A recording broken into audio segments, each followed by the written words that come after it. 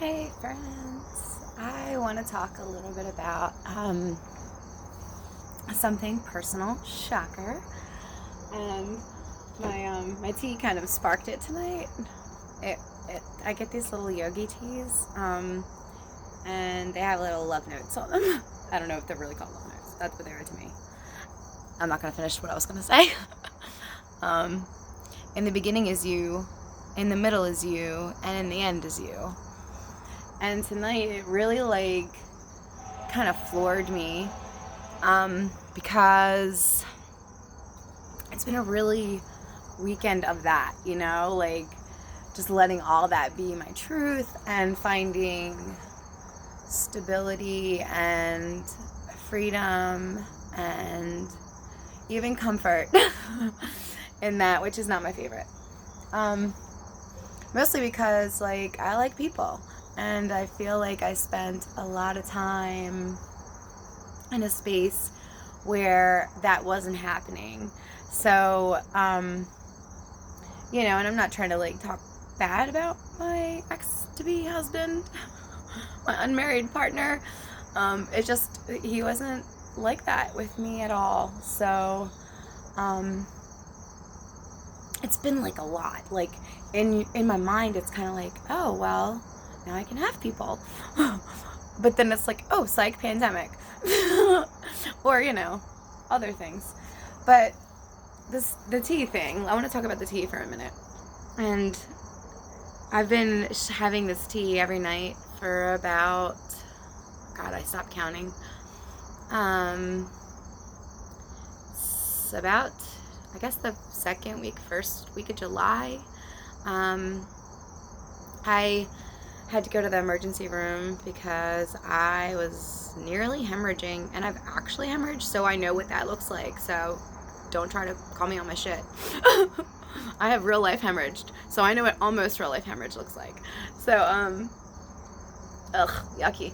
I keep thinking about, every time I think about it, all I can imagine and remember is the blood transfusion, the cold blood. I was please put it in the microwave. God, it was horrible. Anyway, back to July. So in July, I was bleeding a lot, and I had to go to the emergency room. I was in a lot of pain, and I don't get my period anymore. I'm in menopause. Go me. And I knew that much blood was a problem. I felt very sure that I wasn't having a tubal pregnancy or ectopic, but the pain that I was in made me nervous. And it was funny because a friend of mine who actually did have a tubal pregnancy, and I'm actually the one that told her that was probably happening, run to the nearest, get your shit taken care of. It was kind of a big deal. So when she called me when I was having that same moment, it was okay, I guess I should go. This was not fun. It was right. I don't think I had been anywhere since the pandemic started. I don't even know if I had a mask. I think I just had to wear I think she gave me a mask. She gave me a mask in her car. Or my friend had given me a mask. I can't remember. I had a random mask. I didn't go out of the house at all for a long time because all the other things. Anyway. So she had called me. It was the evening. I had to call my unmarried husband and ask him to come be with the kids so I could go. Of course, he was not thrilled, and he didn't make me feel any better about it, but whatever. So she dropped me because, it's pandemic. She can't just go hang out in a waiting room because that's disgusting. And so I go in there, and now I have to tell them my information, and I'm checking in, and I feel the only name I don't love more than Nancy Smith is Nancy Miller. That's not fair, but it's pretty honest. Mostly because I'm not either of those people anymore. And I love and loved them both. And I'm happy to not be either of them anymore. So I go into the emergency room, and she's checking me in as Nancy Smith, my ID, what I wrote. And she goes to find my address, and it was logged under Nancy Miller. Super side note, I didn't change my last name to be married until a year ago. I was trying. Anyway, So she pulls up my account from my older maiden name and then proceeds to sign me in under the maiden name. And then she asked me if I needed her to change it. And at this point, I'm just like, you know what? I don't actually give a fuck. Because I was kind of annoyed. I'm like, I didn't give you that name. I gave you the new married name, which I didn't even go through the whole I'm unmarried, which I sort of harass people with when they call me, like, what's your... never mind, we won't go there. We'll do that another time. So anyway, I was not loving that. It just felt like all the things, like I'm there by myself. My fresh not partner who would have supposedly been in this role as my supposed person who gives a shit. No offense, I'm sure he cared. He just never showed it to me. That's not fair. Not in a way that I understood it. Not in a way that makes sense to me. So, I'm not trying to be mean. I'm just trying to tell my truth. It's the truth. I was alone. Yeah. I was really alone. And so now I'm here at this place, and I was just really hoping it wasn't a tubal pregnancy because that just seemed like it would be so dramatic. But I had my tubes tied after my son was born, so I know that can make that more likely. I was sort of talking to a person, and I almost thought to call him, but totally inappropriate. It would have never been appropriate, but I'm a girl. Sometimes our minds play tricks on us. Maybe all people, their mind plays tricks on them, but I tend to think that my emotions like to do that to me. I also knew it was going to happen, and I said it and I let it. So there, I get it. I know. Anyway, but it was really shitty, And then I get my nurse, and she was great. She was really busy. Not a single COVID patient, by the way, which she told me. I didn't ask.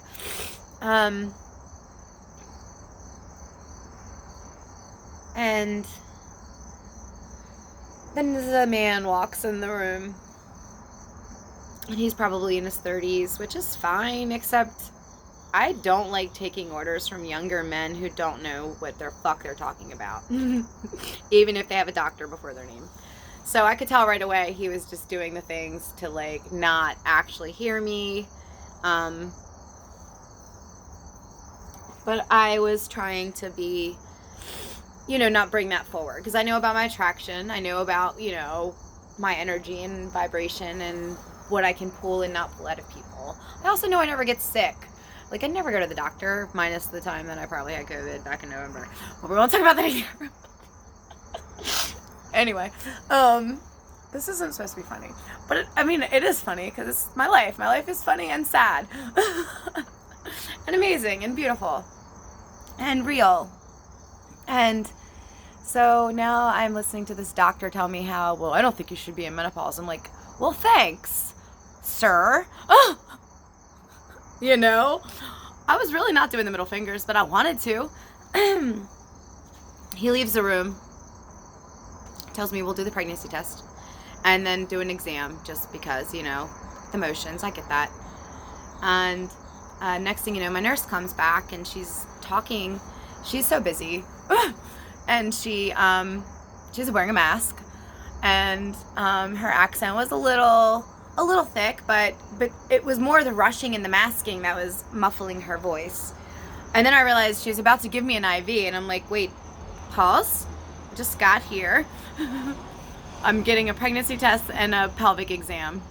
What? I know it's been a minute since I worked at Planned Parenthood, but last time I checked, we didn't have to do all that. So she goes, well, the doctor ordered it. And I'm like, well, you can tell the doctor I'm going to pass. And she's frantic. Apparently, he probably was a peach to talk to. And I just got louder, and I said, I'm not getting an IV. That will keep me here forever. I have to go home to my children. Let me know if I'm pregnant or not, and send me home. And he yells through the curtain, HIPAA. Whoa, Miss Miller. Again. you said that you were bleeding and you've had a tubal, so it could be an ectopic in case we need to. I'm like, yeah, but can we just get to the in case? I got here. The rapid test is 3 minutes.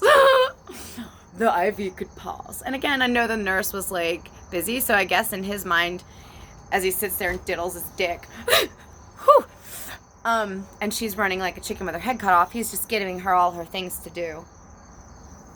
You know, he's important, signing papers.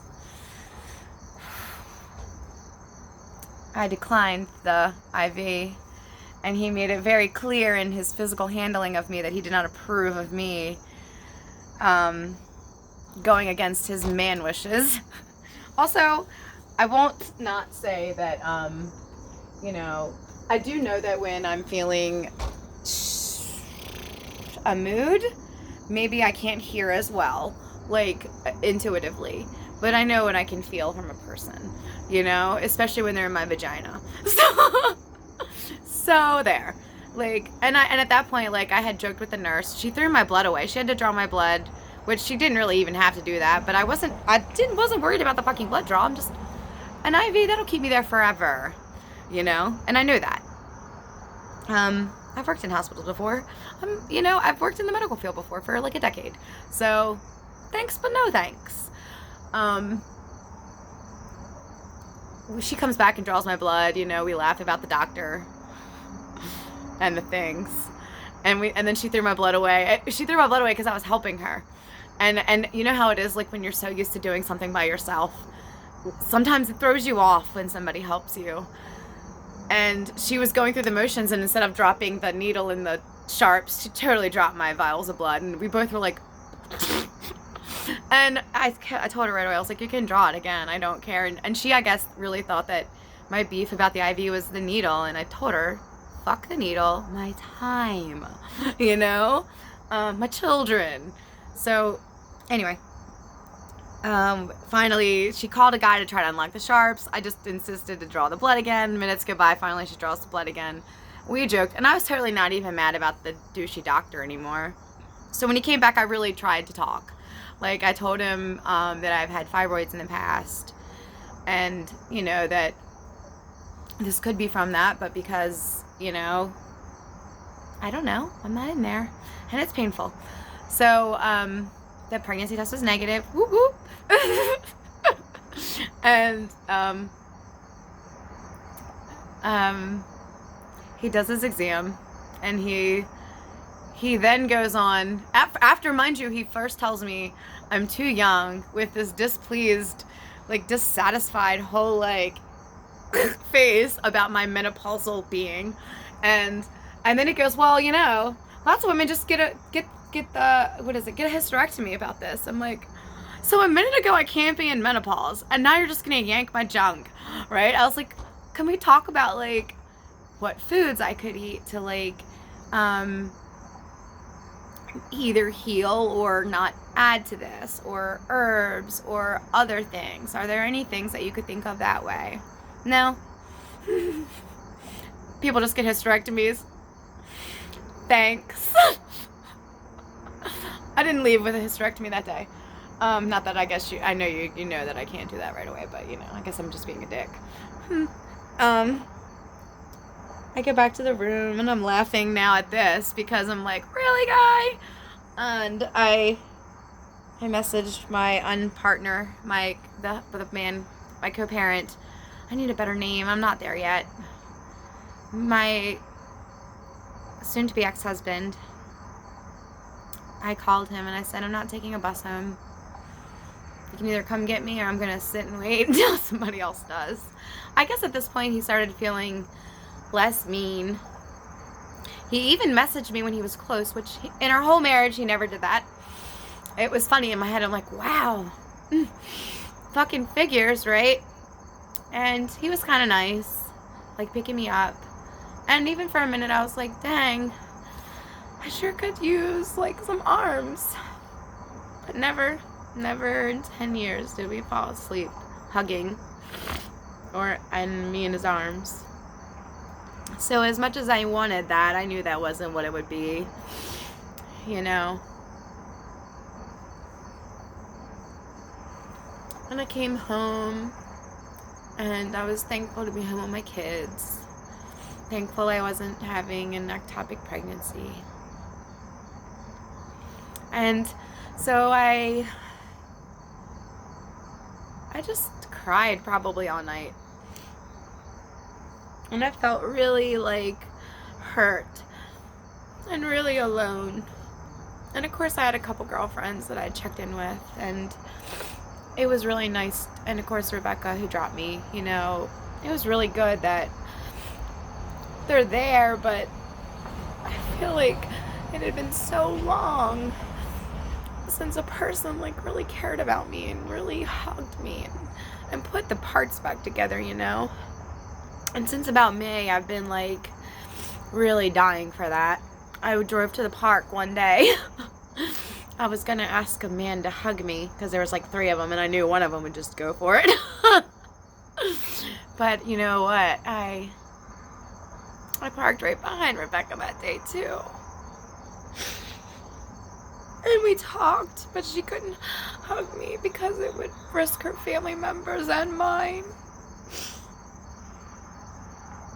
But it was helpful, you know, because she knew how much it was hurting me, what I was going through at that time.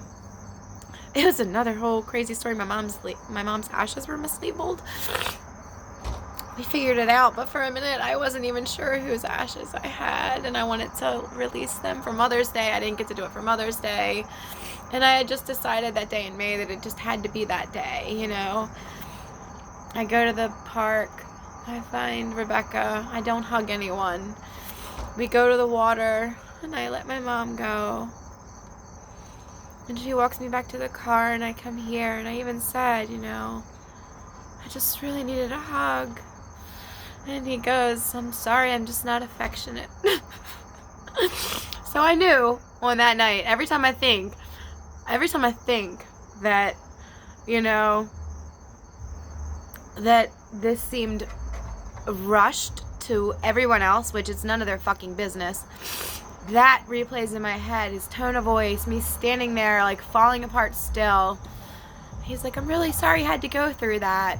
I'm sorry I'm not affectionate. And I'm like, wow. And I know this man. He'd hug all of our friends, COVID or not. Just not me. So, all that to say, the next day, and again, I'm not talking crap. I'm just saying, this isn't like I could have just ran back to my husband who was ready to have me. It wasn't there. It was never there. So for like 10 years, it wasn't there. I never cheated on my husband. I emotionally considered it because I was lonely, but I never did that, even though I know, I'm not going to say that. Don't care that he did it. Don't care. How's that for that? Don't care. Fuck you guys too. Not serious, but sort of. And anyway, you know, I woke up the next day and I went to the Googs and figured out some things to do to heal myself in a way of as a creator does. Like, okay, if I can't eat a magical fruit and make fibroids go away because it just does that, then I will do it like I did everything else that I've done with the power of my alignment and my faith in our ability to heal. You know, I've done all the other things, so why can't I fucking heal a fibroid or prevent them or not make them do what they did? So I came upon the green tea, somewhere in the green tea, and you know, I looked about some foods that could add to it, and I've been doing better about cutting them out, which is also kind of leading into my like not wanting to eat animals anymore and stuff like that. But I decided on the green tea, and at the time I think I got some ginger, and I was doing a little bit there, but it's always been the green tea that I decided was going to be my healing tea for my uterus. So tonight I was making my tea, and it's been a weekend, you know.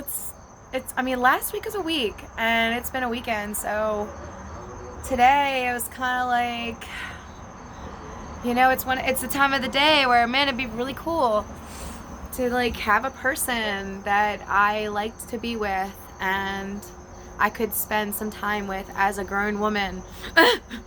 And even if we don't bang, I like to cuddle and talk and have real grown-up conversation. And I need people in real flesh. You know, like, I get it. Don't come for me. I don't care what you say. Believe me, I'm doing all the things. You know, but that's not tonight. Hasn't been in a long nights. But today and after the weekend, it's easier, you know. It's easier just settling into it being just me. It's easier to be alone when there's not a person there, you know, who is supposed to not make you feel so lonely. At all, ever, maybe, sometimes. But yeah, so I loved that my tea and the tangerine, I like to mix it with stuff, and then I just, you know, I did my blessing and intention, and I drank my medicine. And tonight I grabbed the tea, and the message about me in the beginning and me in the middle and me in the end just hit me so hard, because after the weekend and like figuring out work things and what I want to do, what I want to put my focus on, it just really, like, man, you know, it's like, does Google, not Google, does the universe, same thing almost, you know, it's like, what is it, the technology universe is Google, not really, but whatever. We play. Me and my inner being like to play with Google. It's one of my easy ways to like get messages, because like I can tell when it's something that's from Rose, so it's like super easily to just like send me a meme. So anyway, or a song,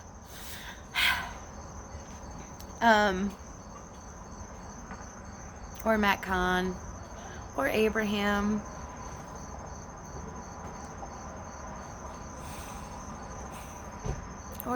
Or a song, you know. So anyway, I just wanted to share some of that rambling, and just that if you're feeling alone, and if it's kind of exhausting, like, what the fuck? Like, shit, you know? Like that a little. You're not alone there, you know. I get it. Fucking sucks, guys. But it's not a bad thing. It's not a bad thing to have to find peace and contentment within ourselves. And it's not a bad thing to reach out and have friends. And it's not a bad thing to ask for help. And it's not a bad thing to ask for a hug. It's not a bad thing for anything. But I have heard this weekend the message, a couple of them over the weekend, that, you know, if I'm wanting this space filled, I fill it first, just like all the other manifestations and healings that I've had and gained and found. Like, I feel it and it comes. Ta-da! Ding, fries are done. And it's not like there aren't options. You know, we all have options. And it's good to be picky if you want to be picky. And it's good to hold out if you want to hold out. It's good whatever you feel like you need to do. I just feel like I'm just going to start from myself first. And even with this whole entire year, it's been really fucking rough, guys. And amazing. It's so like, wow, you know, I'm really looking forward to things being less severe. Maybe they could just be cool, wow, and, you know, it doesn't have to be so like, I mean, shit, you know. I appreciate it, but fuck. So yeah, I have not had any bleeding. I've only had a little bit of pain, but it's not anything that made me worry. And I feel like it makes sense when it's like after I go on a spree of eating cake for 5 days because it's birthday weekend, you know. All the extra sugar and like pepperoni. I don't know. I'm just talking, making up stuff. But I know when I eat worse, like I can feel it there too. Obviously, I didn't. Of course, I like how it waited, you know. And maybe that's what happened last July. Because I was like 6 months into my menopause at that point, and I thought it was a period, even though it wasn't. But again, because I was like going through the phases or the steps, I just figured any bleeding counts as a period, and I had to restart. So it's funny, it waited until I hit a year, and then it was like literally 2 weeks later, it's like, oh, P.S. And I'm like, wow.